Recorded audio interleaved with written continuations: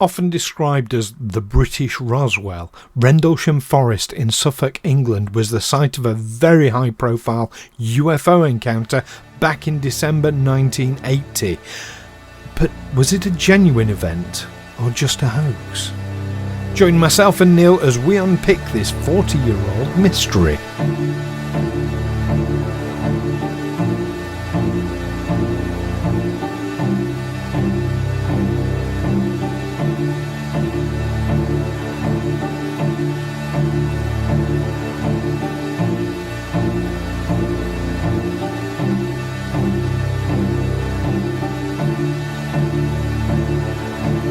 Aliens Explored is a weekly podcast exploring famous and obscure cases of UFO sightings, alien abductions and other strange events from both a believing and a sceptical perspective whilst keeping an open mind. I'm Stu Jackson, a professional actor and amateur ufologist with a particular interest in the crop circle phenomenon. I'll be debating that otherworldly visitations are real. The truth is out there. And I'm Neil Kelly. I'm a professional actor as well and used to work for the military as an intelligence analyst. I'll be arguing from a more doubtful point of view. I mean, it's all a bit far-fetched, isn't it?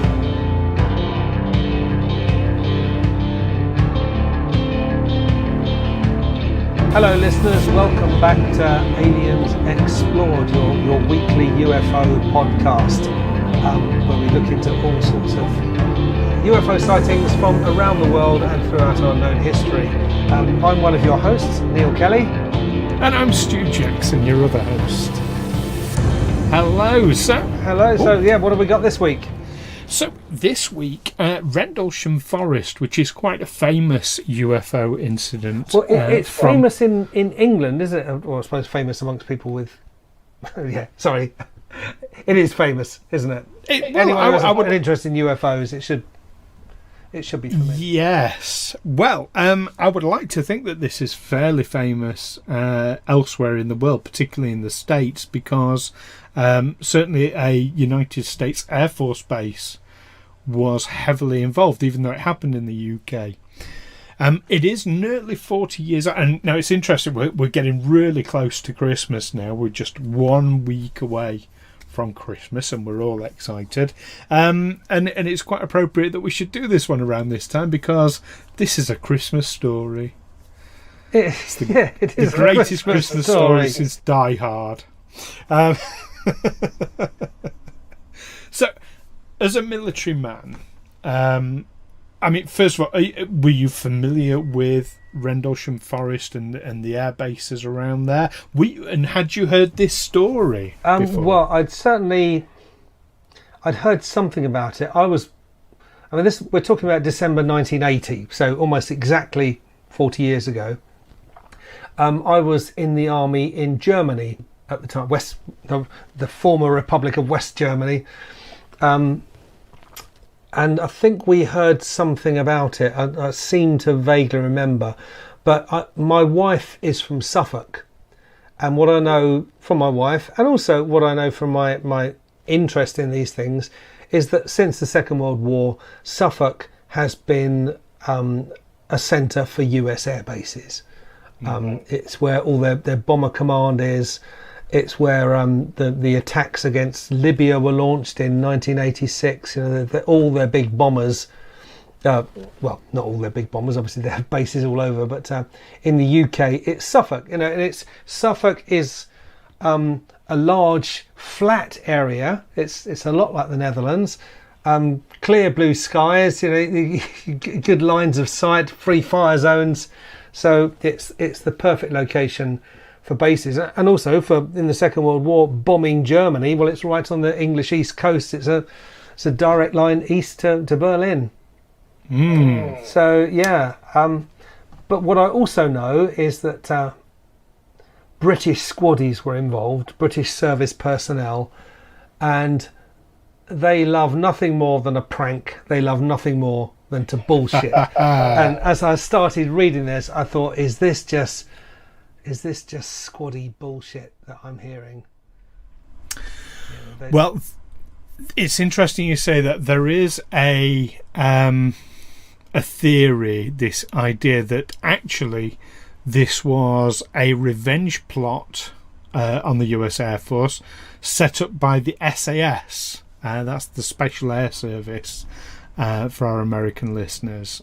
A sort of elite British squad. According to this particular theory, in August 1980, the SAS parachuted into RAF Woodbridge to test their security systems. The United States Air Force detected and captured the SAS troops, who were subsequently interrogated, beaten up, and very embarrassed. And embarrassed. They're supposed to be the best of the best. They're still glowing from their Iranian hostage siege glory. That's when they first became generally known to the public, and then suddenly they're being beaten up by USAF personnel. Indeed. So the Telegraph, which is a famous British newspaper, reported this, famously right-wing newspaper, if that's relevant to you. And they claimed that as December was approaching, they rigged up lights, coloured flares, all this kind of thing in the woods, in the forest around. They used black helium balloons coupled to remote control kites, all activated by radio control, by remote control, in order to set up this very elaborate hoax. But so let's look at the possibility. I mean, first of all, if that's true, what an absolute waste of public money. Well, there's that. I mean, just to get revenge because they've been a bit embarrassed. I mean, come on. No, that's a bit appalling. When you're talking about military pride, there's no, whole regiments will be sacrificed for pride, in a futile frontal assault for the sake of glory or pride. Let me tell you about a prank that happened when I was in Germany around that time. And it was quite near where we used to go on exercise. There had been a Nazi concentration camp there, and there was a wood. It was near a German barracks called, I think it was near Vogelsang, or I might be getting a bit confused between two different places we went to. But there was a place where there had been a concentration camp, and there was a monument there, and people who went there remarked how spooky it was. You'd go there and you wouldn't hear the birds singing. It was just deathly quiet. And Germans were often quite spooked by it. What a bunch of squaddies decided to do was they went to a costume shop or a joke shop, and they bought these old-fashioned prison uniforms, with the horizontal hoop stripes on them, tunic, trousers, cap, and they went and stood. This was at night on a bend in the road, in the main road, where near the monument, so that as cars came, I think it was over the brow of a hill and sort of round the bend, their headlights would just briefly catch this group in concentration camp uniforms just standing there huddled, looking like ghosts, and freaked them out. And there was a huge outcry over it. Oh, I bet. I mean, they're having a joke on the Germans about their brutal past, and it was extremely insensitive. And but squaddies will do that. Squaddies will do that for fun. And that's not my idea of fun, I'll be honest. But then I think we've said in previous shows, I would never have made it in the army at all. But also, where the British Army or British forces are very different from American forces, is they have much tighter control over weapons and pyrotechnics and ammunition. The weapons are stored in the armoury, which is like a bank vault. The ammunition is stored in the magazine, which will probably be on the other side of camp, which is also like a bank vault. There's all sorts of paperwork involved in bringing these together, and there'll be questions asked if you hadn't booked a range and booked transport to take troops to the range and booked troops to go. If you've done the whole thing, we're going off shooting. Troops do not routinely have access to weapons or arms. They probably do a bit more these days, but even so, it's still very, very strictly controlled compared to on an American base where any soldier might happen to be in a bar with a gun in his pocket. You would never find that. So I can imagine, SAS would probably have more ready access to the kinds of things necessary, the pyrotechnics or whatever, to make these things happen. But even so, I can imagine a lot of what they did was out of their own pockets. Well, there's that. I mean, if you're talking about sort of remote controlled, I mean, what we would now call drones, is what we're talking about. So if that were the case, it would have had to have had, from what you've said, some pretty senior either knowledge or approval, well, both really, knowledge and approval of some description. But add to that, so the Rendlesham Forest, you're actually talking about two separate incidents. 2 the days first apart. one, yeah, that's it. So the first one is basically the very early hours of the 26th of December, and the later one on the 28th. But this first one, you've got these two officers, Burroughs and Penniston.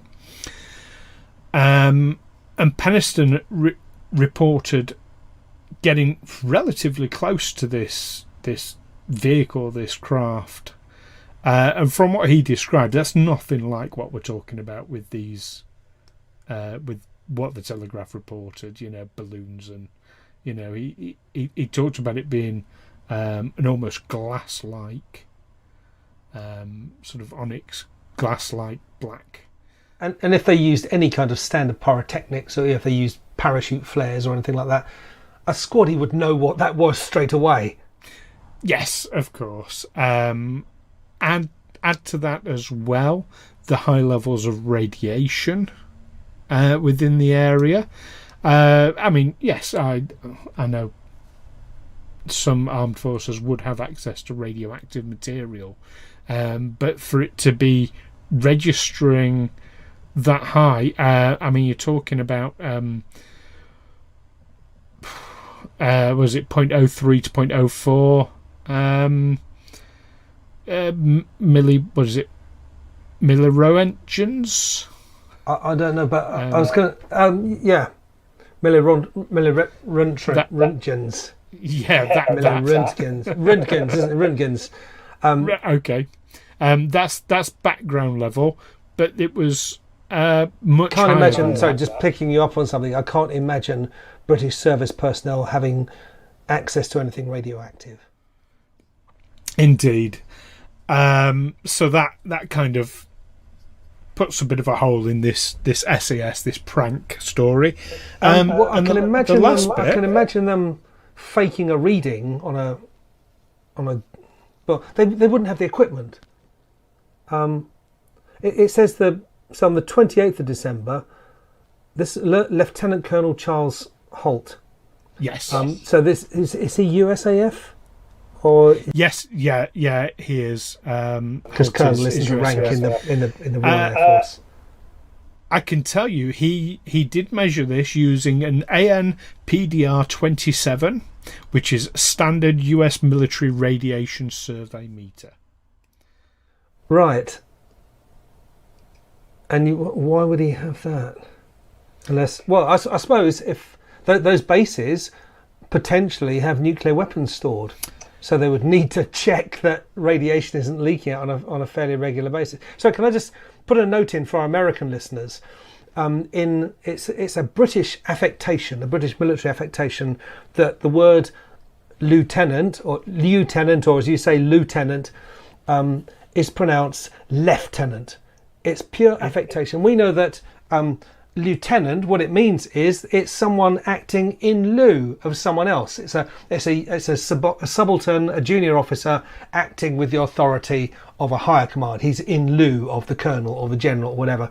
But in the British forces, it's very firmly lieutenant. I mean, the reason they hate it is that well, saying lieutenant sounds American, But back in the 19th century, they say, well, it sounds French, so we're going to say lieutenant rather than lieutenant, because lieu is a French word, isn't it? It means it's the French word for place. I did not know French that. word for place. But you would not believe how upset a British subaltern would get to be addressed as lieutenant, unless it was an American. He might politely correct him, but if a British soldier said lieutenant, they would totally lose their shit. You would not believe how angry they get over it. Oh, bless these military snowflakes, eh? And of course, military RAF police are referred to as snowflakes because they wear they wear white caps. Yeah, referred to as snowflakes. Oh, I did not know that either. I mean, I pride myself on my etymology, but yeah, no, I didn't know any of that. So lieutenant basically means deputy. Yeah, it's a deputy. It's I mean, even in the mafia, they talk about their lieutenants, don't they? They're basically my henchmen. My deputies, a lieutenant, and the history of ranks. Why, for instance, a lieutenant colonel is lower than a colonel, or certainly with generals, because the lowest kind of general in the British Army is a major general, and then it's the lowest form is. Yes, it's a major general, and then a lieutenant general, and then a general. And the history of that is it goes, and then a 4-star general, and then so a 1-star. You got a 1-star general, a brigadier. 2-star is major general. 3-star is lieutenant general. 4-star is full general. But what those ranks originally were. The reason why major is lower than lieutenant in those cases, it was originally sergeant major general, and then lieutenant general, and then captain general, but they just dropped the captain bit.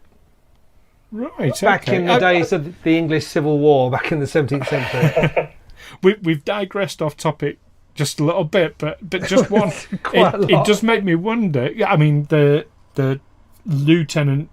Being from French, I understand. I wonder if major then comes from major in French, as in force majeure. Oh, I think so, yeah.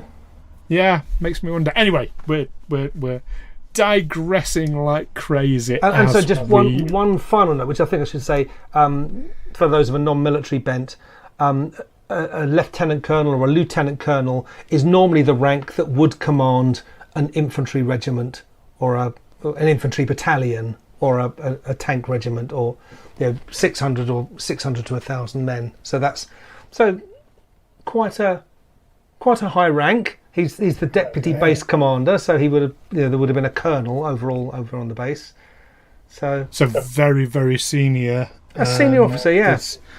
Lieutenant Colonel Holt. So one more thing, just to put a nail in the coffin of this SAS prank thing. For me, it puts a bit of a nail.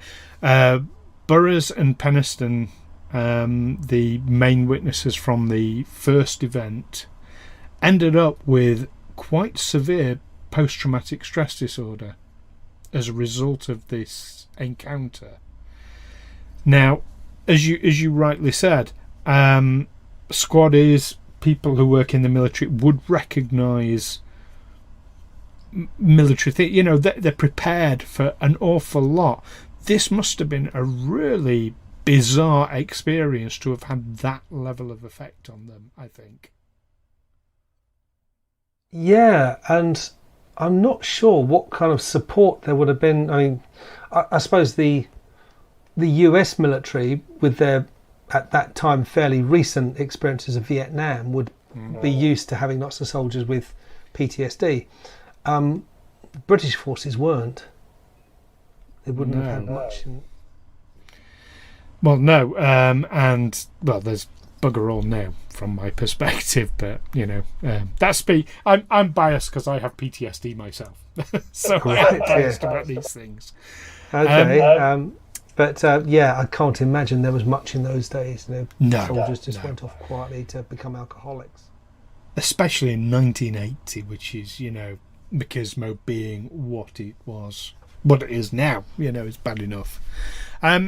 Okay, so that's one theory, that yes, it was a bit of a prank. I'm inclined to think we've blown that pretty much out of the water. What else? I mean, you've got all sorts of different theories as to what it might have been. There's the idea that it was the light from a nearby lighthouse.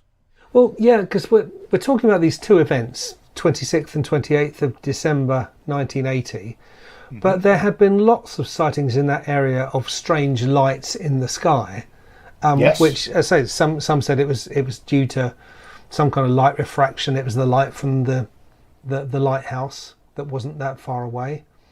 It was the effect of lights through the trees, headlight. You can get odd effects. So the lights have been attributed by astronomers to a piece of natural debris seen burning up as a fireball over southern England at the time, a shooting star. Servicemen initially thought it was a downed aircraft because that's what they're programmed to see any kind of light coming down as. That's always going to be their first thought because that's their job. Okay. So there's been some other things. I mean, as recently as 2015, this quite intrigued me. Now, by this time, Lieutenant Colonel Holt was 75. Bless him. He at this point obtained written statements from radar. Oh God, my words. Ugh. From radar. You're speaking in tongues. It's a miracle. It's a good job talking isn't my job, isn't it? Oh wait. So I'll try that one again. So Lieutenant Colonel Holt obtained written statements from radar operators at RAF Bentwaters and Wattisham Airfield, which was quite nearby, that an unknown object was tracked at the time of the incident. Now, these radar operators themselves did not want to come forward until after they'd retired from their military roles, which is why they hadn't come forward previously.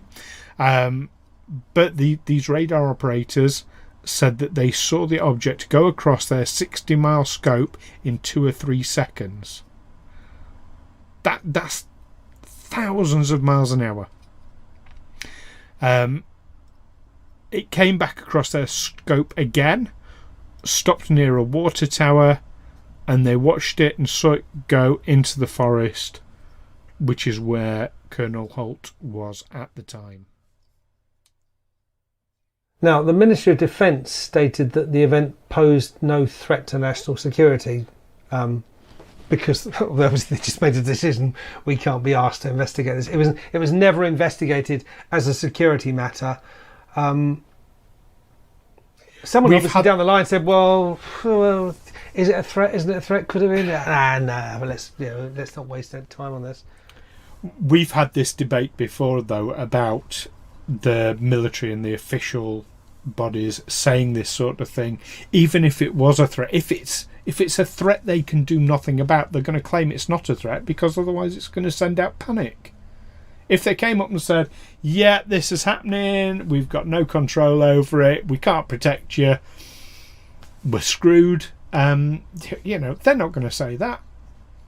Better that they say, it's nothing to worry about, don't worry, it was just lights reflecting from Venus. I mean, Britain is a very secretive state. The British government is and always has been very, very secretive.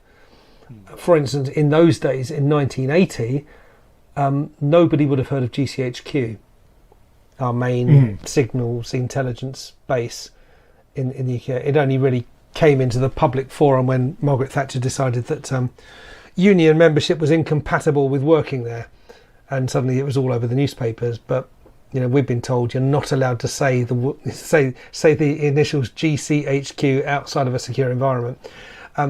Very, very secretive. So yeah, they would just routinely cover things up. They slap notices on things. We don't really know what this is. Okay, well we'll just make it secret.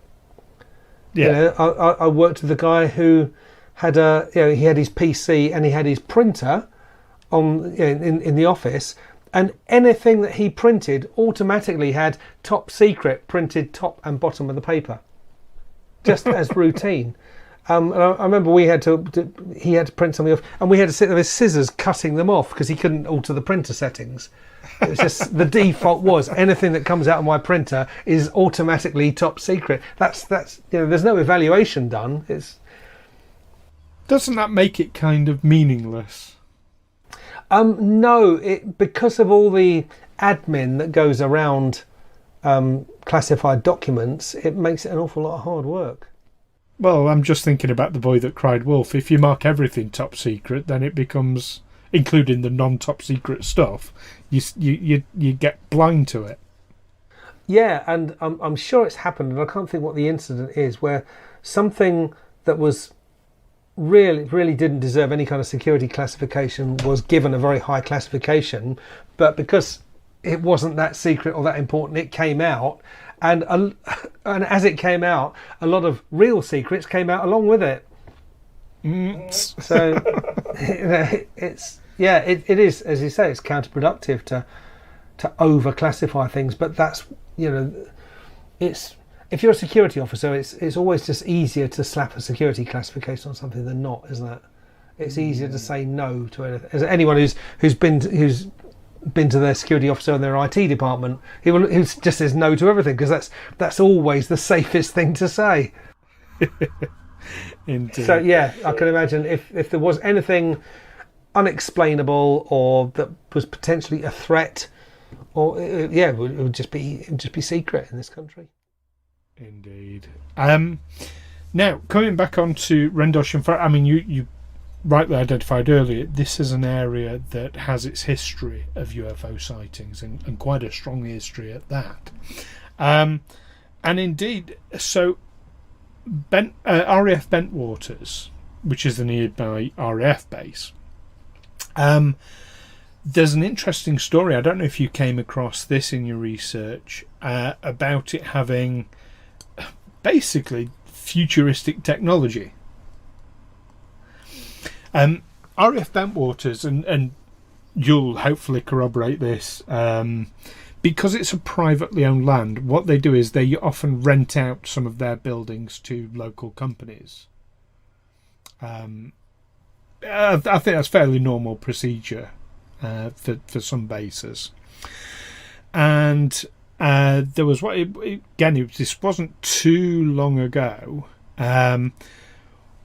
One company wanted to they rented a building to operate their place of business. They wanted to improve their internet. This guy was a telecoms engineer, so they dug down to the cables.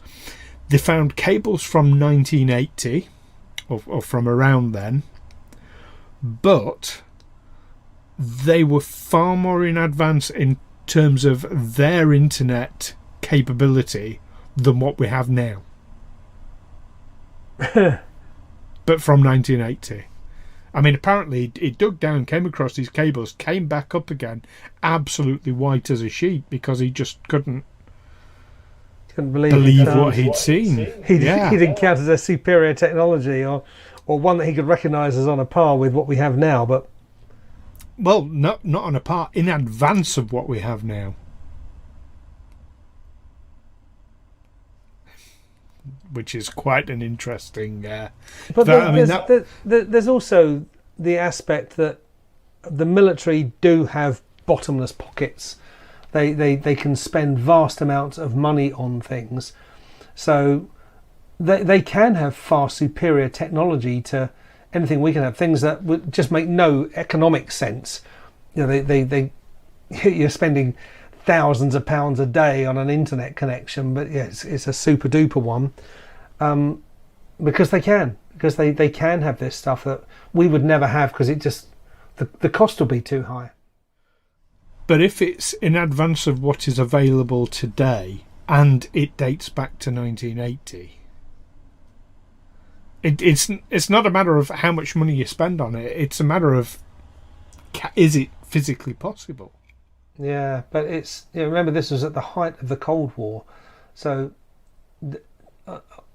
British, American, NATO were terrified that somehow the Russians, the communists, would technologically leapfrog them. They would spend unlimited amounts of money on developing, and they didn't care how much it cost. Have you ever read or seen the movie The Men Who Stare at Goats? Yes, I haven't read it. I saw the movie though. Yes. Okay, where the book starts from is that certain people in I think in the CIA, they looked at people who claimed to be mediums, who claimed that they could do automatic writing, they could see into rooms thousands of miles away, they could tell they could mind read, that sort of thing. And they thought, well, yeah, it's probably bollocks, it's probably a party trick, something they've learned. But what if it's true? What if they really can? And if they really can, what if the Russians are harnessing this occult technology, this occult capability, and we're not? So they as soon as that idea came to their heads, they think, well, now we've got to spend millions and millions of dollars in exploring it, just in case, just to be sure that it's not a real thing. Indeed. And who knows, it may well be, and that could be something we might cover in a future episode. May well be, but yeah, parapsychology. I think at that time, 1980, there was no limit on military spending because of the fear that the Soviets might get a technological advantage. Okay. Even though, I mean, that's fair enough. I thought I'd mention it because like with Area 51 and places like that, you do have these alleged technologically far superior to what we have places, and a lot of UFO activity sort of converging. So I just thought that was an interesting parallel. But do you know what? It's come time for us to summarise our thoughts on Rendlesham. So Neil, what do you think? Having done your research this week and dug down. I'm undecided. It's an area of Britain where there are lots and lots of air bases, British and American. There could be all sorts of exotic craft flying around. There could be all sorts of missions being launched from there that governments don't want to publicly acknowledge, and there could just be natural phenomena. Or things like that. That will cause, for instance, a lighthouse, the light from a lighthouse to appear somewhere else. So this only happened on this incident we're talking about happened 40 years ago. What's exactly? Just around Christmas time. It's like the Christmas star, isn't it? That came down to Earth in the forest, just slightly late. It came down on the 26th of December. So. Again, I don't know. Maybe it was something otherworldly, but I just do think that some of the worldly explanations some of the accounts are a bit inconsistent, as they would be after 40 years. I think, or incomplete. It's just hard to know, but I can't rule out that there was something from out there. Well, you'll be completely unsurprised to hear, remain absolutely convinced that this was an otherworldly visitation. You've got people with a lot of bravado, a lot of machismo, reporting on this, claiming to have seen things. People who will basically be ridiculed for what they see, coming out of it with PTSD. You've got descriptions of very unusually craft landing in front of them. You get very detailed physical descriptions. You've got the radiation. This all adds up to me an absolute definitely got to be an otherworldly encounter and a bit of a cover-up, or an attempted cover-up. by the government thereafter. But what do you think, listeners? Rendlesham Forest is a very famous case. Had you heard of it before? If so, what do you think? Or what do you think having heard of it if you hadn't heard of it before? I know at Rendlesham Forest they do a UFO trail. So perhaps when this pandemic is all over and we've got our vaccines, which is hopefully coming soon, Neil, maybe we could do a stream from the Rendlesham Forest UFO walk. That'd be fun, wouldn't it? That would be great, yeah. I think we're going to be touring the country as soon as we're allowed out again. By the way, I had a COVID test today. Did you? My first one, yeah, because my daughter is emergency ambulance crew, and she had to take a test. So I said, "Oh, can I have one?" So it's horrible. You have to stick a Q-tip right up your nose, right into your nasal canal, and twiddle it around. It tickles. Well, it's not horrible. It tickles a bit. Did you pass the test? I passed the test, yeah. With flying colours. Fantastic. So, don't forget to join us now. Next week, of course, is Christmas Day. And so don't forget to join us for a very, very special Christmas episode. We're discussing something really interesting, Neil. Yes, what's that? We will be debating whether or not Jesus Christ himself was an extraterrestrial. That's a hot topic. You can't get much more Christmassy than that. You can't.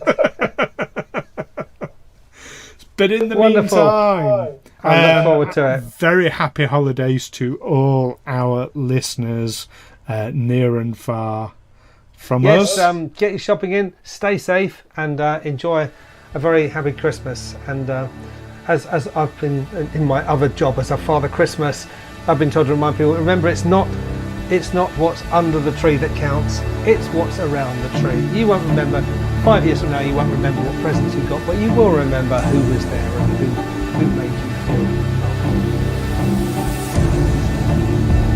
Okay, so keep watching those military bases and the skies. Take care. Bye bye. Merry Christmas. Merry Christmas.